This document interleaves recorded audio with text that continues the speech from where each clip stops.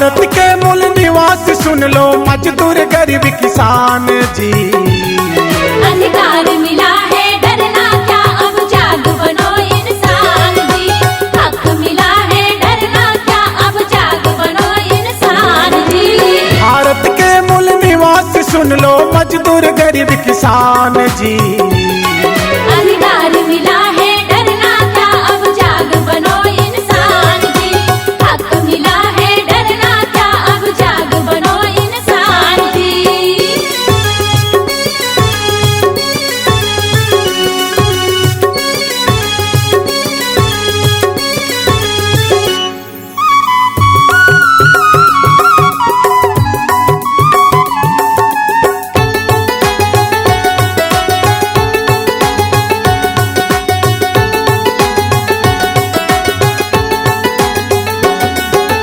दलित नहीं तुम राजा हो, सुनो देश के मूल निवासी।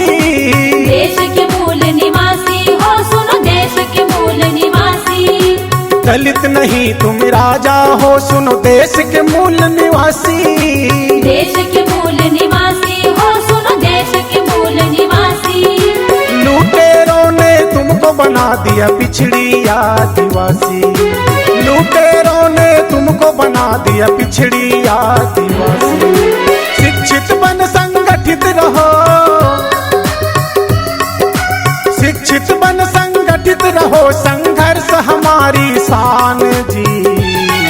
अधिकार मिला है डरना क्या, अब जाग बनो इंसान जी। हक मिला है डरना क्या, अब जाग बनो इंसान जी।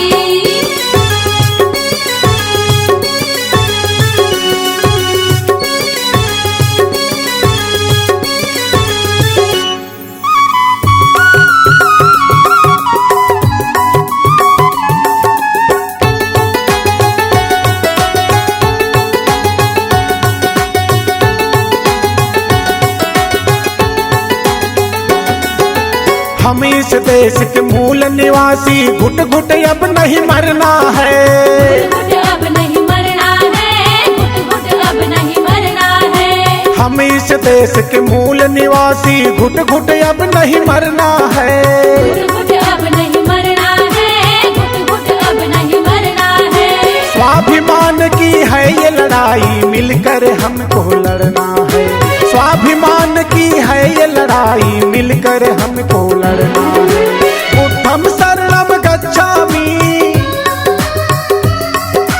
बुद्धम शरणम गच्छामि, भीम बाबा की फरमान जी।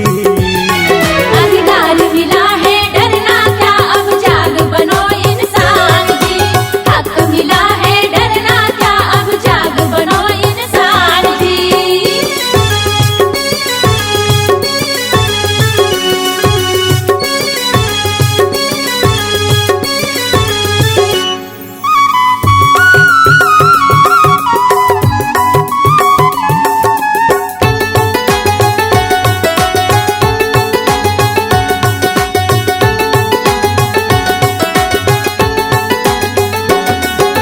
बाबा साहब अम्बेडकर अकेला कूद पड़े मैदान में। कूद पड़े मैदान में, कूद पड़े मैदान में। बाबा साहब अम्बेडकर अकेला कूद पड़े मैदान में।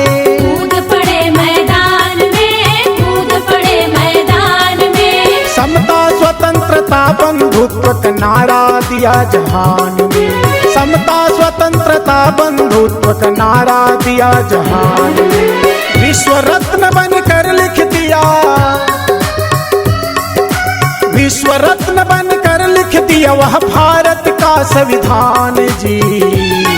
अधिकार मिला है डरना क्या, अब जाग बनो इंसान जी। हक मिला है डरना क्या, अब जाग बनो इंसान जी।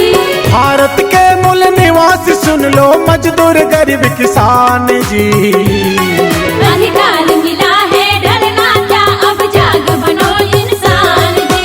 हक मिला है डरना क्या, अब जाग बनो इंसान जी। अधिकार मिला है डरना क्या, अब जाग बनो इंसान जी।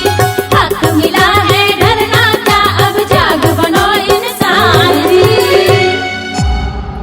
C-Log Digital Recording Studio, Cordoba.